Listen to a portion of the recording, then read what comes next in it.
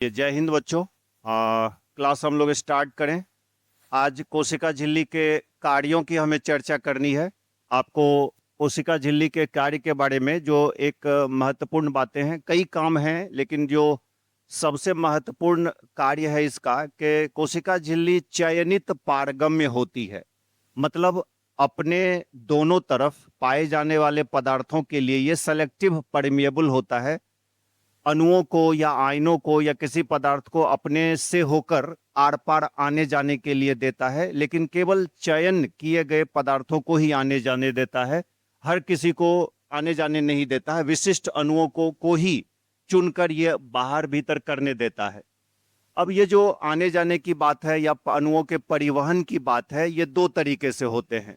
परिवहन का एक तरीका निष्क्रिय परिवहन कहलाता है और परिवहन का दूसरा तरीका आपका सक्रिय परिवहन कहलाता है।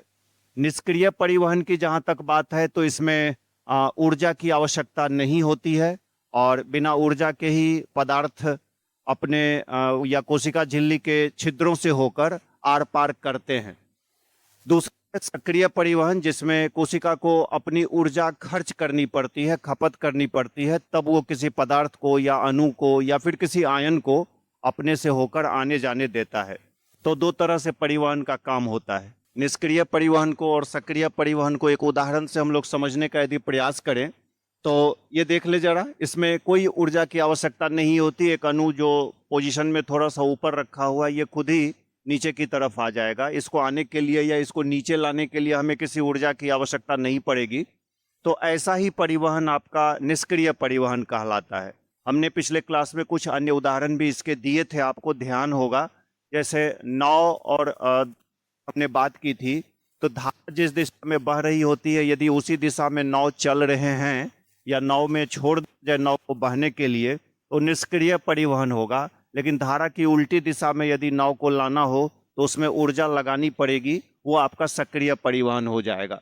तो इसमें निष्क्रिय परिवहन में कोई ऊर्जा की आवश्यकता नहीं होती है, एटीपी की आवश्यकता नहीं होती है और इसकी दिशा उच्च सांद्रता से निम्न सांद्रता की ही तरफ होगी और सामान्य दर से होती है। बहुत ये फास्ट नहीं है। जो उस परिवहन का दर होगा या जो उस मीडियम में अणुओं के बहने का दर होगा, उसी दर से वहाँ पर परिवहन चलता रहेगा। लेकिन सक्रिय परिवहन में कोशिका को अपनी ऊर्जा खर्च करनी पड़ती है। एटीपी का उपयोग करके ये परिवहन होता है। जैसे इसी अणु को यदि नीचे से हमें ऊपर पहुंचाना हो तो ये खुद नहीं जाएगा। जब तक कोई मशीन लगाएं, इसको ठेल कर ऊपर न ले जाएं या कोई मानव इसको ठेल कर ऊपर न पहुंचा दे, तब तक ये खुद ब खुद ऊपर नहीं जाएगा। तो ठेल कर पहुंचा रहे हैं या मशीन के माध्यम से पहुंचा रहे हैं या किसी चीज़ को हम पंप कर रहे हैं, धकेल रहे हैं, धक्का दे रहे हैं, उसमें ऊर्जा की खपत हो रही है और ऐसे परिवहन को हम लोग सक्रिय परिवहन कहते हैं। इसकी दिशा निम्न सांद्रता से उच्च सांद्रता की तरफ होती है। ये उल्टी दिशा में है, जिधर कम है उधर से ही ज़्यादा की तरफ जाना है पदार्थों को, इसलिए ये इसकी गति तेज होती है। और कोशिका के भीतर इसके लिए एक्चुअली कैरियर प्रोटीन होते हैं, वाहक प्रोटीन होते हैं झिल्ली में, ये उसके माध्यम से होता है। आगे चर्चा हम लोग वाहक प्रोटीन की इसी वीडियो में करेंगे, उसको भी हम लोग देख लेंगे। यहाँ जो निष्क्रिय परिवहन है वह तीन तरह से हमने बता रखा, आपको तीन तरह से होता है। आपने लिखा भी है इस चीज़ को, फिर से एक बार उन तीनों तरीकों को देख लेते हैं। निष्क्रिय परिवहन में तीन तरीके हैं। एक तरीका उसमें हमने बताया था विसरण होता है हमारा, को हम साधारण विसरण भी कहते हैं। दूसरा तरीका उसमें हमने बताया है परासरण होता है हमारा। और तीसरा तरीका हमने उसमें बताया है सुसाध्य विसरण, फैसिलिटेटेड डिफ्यूजन है, ऑस्मोसिस है और इधर आपका सिंपल डिफ्यूजन है या केवल हम लोग इसको डिफ्यूजन भी बोलते हैं। तीनों में क्या अंतर है? तो ये निष्क्रिय परिवहन है। सबसे पहली बात तो ये दिमाग में सेट करना है, ये तीनों मतलब इस परिवहन में कोशिका को ऊर्जा की खपत नहीं करनी पड़ेगी, ऊर्जा नहीं लगेगा। कोशिका की झिल्ली से होकर सांद्रता प्रवणता के हिसाब से आर पार आएंगे जाएंगे। मतलब अधिक सांद्रता वाले क्षेत्र से कम सांद्रता वाले क्षेत्र की तरफ कोई पदार्थ या अणु या आयन जाएगा आएगा तो कोई ऊर्जा नहीं लगेगी और ऐसा ही परिवहन आपका निष्क्रिय कहलाता है। बारी बारी से देख लेते हैं। ये निष्क्रिय परिवहन में सबसे पहले सिंपल डिफ्यूजन की बात हम लोग कर लेते हैं। जो सामान्य विसरण है या साधारण विसरण है, इसमें देख लेते हैं। तो जो छोटे अणु होते हैं और अध्रुवीय अणु होते हैं, ये देखो वसा की दो तहें हैं, लिपिड बाइलेयर है। ये फिगर पहले से, इस फिगर से पहले से आप परिचित हो, ये लिपिड बाइलेयर है। तो ये छोटे और अध्रुवीय अणु वसा के लेयर से ही होकर जाते हैं, और यह जिधर ज्यादा सांद्रता है उधर से कम सांद्रता वाले क्षेत्र की तरफ मूव कर जाता है खुद ही। देखो हमने लिखा है छोटे और अध्रुवीय अणु सीधे लिपिड बाइलेयर से होकर उच्च सांद्रता से निम्न सांद्रता की तरफ ये चले जाते हैं। ऐसा परिवहन सामान्य विसरण कहलाता है, सिंपल डिफ्यूजन कहलाता है। वहीं पर यह भी डिफ्यूजन का ही एक प्रकार है, लेकिन इसमें सॉल्वेंट की बात उठती है, घोलकों की बात उठती है। जैसे सामान्य घोलक जल होते हैं, तो इसमें हम लोग परासरण के लिए कह सकते हैं कि जल के अणुओं का उसके अधिक सांद्रता वाले क्षेत्र से कम सांद्रता वाले क्षेत्र की तरफ मूवमेंट या चलना, ये प्रक्रिया आपका परासरण कहलाती है।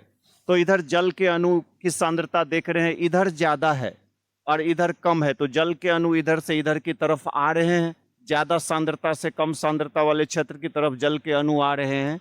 तो केवल यदि जल के अणुओं का मूवमेंट देखेंगे तो वो परासरण कहलाएगा। जल को छोड़ दो और किसी भी अणु का मूवमेंट यदि देख रहे हो, परिवहन पढ़ रहे हो, वो विसरण कहलाता है। और एक होता है बेटा फैसिलिटेटेड डिफ्यूजन, सुसाध्य विसरण। इसमें भी ऊर्जा नहीं लगती है, लेकिन इसमें जो ध्रुवीय अणु हैं, यहाँ अध्रुवीय अणु की बात उठ रही थी, इसमें ध्रुवीय अणु होते हैं, वो लिपिड से, वसा के इन दोनों लेयर से ऐसे पार नहीं कर पाते हैं, क्योंकि वसा अध्रुवीय होते हैं। तो लाइक डिजॉल्व्स लाइक, आप ये बात केमिस्ट्री में पढ़ते हो, ध्रुवीय अणु में ही घुल सकते हैं, मिल सकते हैं, और अध्रुवीय में ही घुल सकते हैं, मिल सकते हैं। जैसे पानी की यदि बात करते हैं, तो पानी में हल्का पोलैरिटी होता है, और उसमें यदि वसा डाल देते हैं, तेल की 2-4 बूंदें डाल देते हैं, तो पानी के साथ नहीं घुल मिल पाता है, तेल की बूंदें उस पानी पर पड़ी रहती है, क्योंकि तेल जो है, वसा जो है वो अध्रुवीय होता है और पानी आपका ध्रुवीय होता है, एक दूसरे में मिल नहीं पाते हैं। तो लाइक डिजॉल्व्स लाइक की बात उठती है, ध्रुवीय अणु में ही मिल पाएंगे, अध्रुवीय के ही साथ मिल पाएगा। यहाँ पर ध्रुवीय अणु को हमें अंदर लाना है, तो इसके लिए देखोगे एक विशेष प्रोटीन है।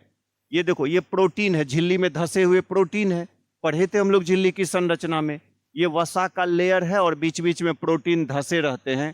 तो जो प्रोटीन है वो कैरियर प्रोटीन भी होते हैं, वाहक प्रोटीन होते हैं। वाहक मतलब ढोने वाला होता है ये, तो मटेरियल को ढोकर दूसरी तरफ ये पहुंचा देगा। ये कैरियर प्रोटीन है, इस मटेरियल को या इसमें से जो भी है उसको ढोकर देखिएगा, ये दूसरी तरफ पहुंचा दे रहा है।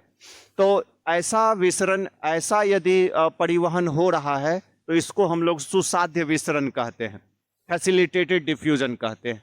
तो ये निष्क्रिय परिवहन की बात थी। इस तीनों तरह के परिवहन में आपने देखा कि ऊर्जा नहीं लग रही है, ऊर्जा की खपत नहीं करनी पड़ रही है। अणु खुद ब खुद कंसंट्रेशन ग्रेडियंट के अलोंग अधिक सांद्रता वाले क्षेत्र से कम सांद्रता वाले क्षेत्र की तरफ खुद ब खुद मूव कर जाते हैं, कोशिका झिल्ली से होकर, और कोशिका झिल्ली में भी मूल रूप से वसा से होकर। लेकिन यहाँ पर कैरियर प्रोटीन की आवश्यकता पड़ती है। ये सुसाध्य विसरण में केवल कैरियर प्रोटीन की जरूरत पड़ती है, और कैरियर प्रोटीन उस मॉलिक्यूल्स को दूसरी तरफ, जिधर कम सांद्रता है, जिधर ज्यादा सांद्रता है उधर से कम सांद्रता की तरफ ये प्रोटीन ही उसको पहुंचा देता है। ठीक है, ये निष्क्रिय परिवहन था। जहां तक सक्रिय परिवहन की बात उठती है, तो सक्रिय परिवहन में देख लीजिए, यहां थोड़ा समझने वाली बात होगी। देखो, ये झिल्ली है, झिल्ली में ये प्रोटीन है, हमारे इंट्रिंसिक प्रोटीन, धसे हुए प्रोटीन है। झिल्ली के इस तरफ देखिएगा अणुओं की सांद्रता बहुत ज्यादा है, और इस तरफ देखो अणुओं की सांद्रता कम है। तो हमने सक्रिय परिवहन के बारे में आपको कह रखा है कि अणु जब कम सांद्रता से अधिक सांद्रता वाले क्षेत्र की तरफ जाएगा, तो उसको ले जाने के लिए ऊर्जा की जरूरत पड़ेगी, ये खुद ब खुद नहीं जाएगा। और जब ऊर्जा की जरूरत पड़ेगी, तो ऐसे ही परिवहन को हम लोग सक्रिय परिवहन कहेंगे। तो इधर कम है, फिर भी इसी को और बाहर ठेलना है हमें, भेजना है हमें, या कोशिका झिल्ली से होकर इसको बाहर जाना है। हालांकि आना चाहिए इधर से इधर अणुओं को, चूंकि इधर ज्यादा सांद्रता है और इधर कम सांद्रता है, लेकिन ऐसी घटना कभी कभी या कहीं नहीं भी होती है, कम से ही और ज्यादा की तरफ हमें भेजना पड़ता है। ये बेटा खुद ब खुद नहीं जाते हैं, इसके लिए हमें ऊर्जा की खपत करनी पड़ती है या कोशिका झिल्ली को ऊर्जा लगाना पड़ता है, एटीपी खर्च करना पड़ता है। और एटीपी खर्च करके ये प्रोटीन इस अणु को देखोगे कम सांद्रता से अधिक सांद्रता वाले क्षेत्र की तरफ भेज रहे होते हैं। तो जब ऊर्जा की खपत करके अणुओं का परिवहन कोशिका के भीतर या कोशिका झिल्ली से होकर हो रहा होगा, तो ऐसे परिवहन को ही हम लोग सक्रिय परिवहन कहते हैं। मतलब ये कहने का कि इसमें कोशिका की एक्टिविटी शामिल है, कोशिका निष्क्रिय पड़ी हुई नहीं है, कोशिका झिल्ली इसमें सक्रिय है, खुद ये अणुओं को दूसरी तरफ भेज रहा है, इसके बदले में इसे ऊर्जा की खपत करनी पड़ रही है, ऊर्जा इसका लग रहा है। तो ये और सभी अणु को ये नहीं भेज सकता है, बहुत हाईली सेलेक्टेड मटेरियल को ही ये भेज पाता है। और सांद्रता इधर ज्यादा है इधर कम है, तो सांद्रता प्रवणता के विरुद्ध भी ये भेज सकता है। इस परिवहन की यही खूबी होती है कि कंसंट्रेशन ग्रेडियंट के दिशा में ही, मतलब अधिक सांद्रता से कम सांद्रता के ही तरफ ऐसे अणुओं का मूवमेंट हमेशा होगा, ये जरूरी नहीं है। सक्रिय परिवहन में सांद्रता प्रवणता के अगेंस्ट, खिलाफ काम होता है, उल्टी दिशा में परिवहन होता है, इसलिए ये ध्यान रखिएगा। कोशिका के भीतर इसका जो सबसे बड़ा उदाहरण है, सबसे अच्छा उदाहरण है, हमारी कोशिकाओं में एक सोडियम पोटासियम पंप होता है। सोडियम और पोटासियम का बैलेंस यदि बिगड़ता है हमारे शरीर में या शरीर की कोशिकाओं में या कोशिका झिल्ली के इर्द गिर्द या तंत्रिका न्यूरॉन के इर्द गिर्द, तो बड़ी परेशानी होती है। तो ऐसी समस्याओं से बचने के लिए कभी कभी कोशिका झिल्ली को सोडियम और पोटासियम जैसे आयनों को कम सांद्रता से अधिक सांद्रता की तरफ भी भेजना पड़ जाता है, जिसमें कि कोशिका को अपनी ऊर्जा लगानी पड़ती है, खपत करनी पड़ती है। तो इसी को ये सक्रिय परिवहन का बड़ा अच्छा उदाहरण होता है सोडियम पोटासियम पंप। इस पर डायरेक्ट क्वेश्चन होगा, निम्नलिखित में से कौन सक्रिय परिवहन का उदाहरण है? तो ऑप्शन में यही मिलेगा आपको, सोडियम पोटासियम पंप। ये जाहिर सी बात है, इसमें ऊर्जा की खपत करनी होगी, एटीपी को जलाकर आयनों को जबरदस्ती विपरीत दिशा में भेजा जाता है, मतलब कम सांद्रता से अधिक सांद्रता की तरफ इसमें जाएगा। यहाँ देखो ऊर्जा की खपत, एटीपी बर्न हो रहा है, ऊर्जा की खपत यहाँ हो रही है, इसलिए ये चीजें हैं।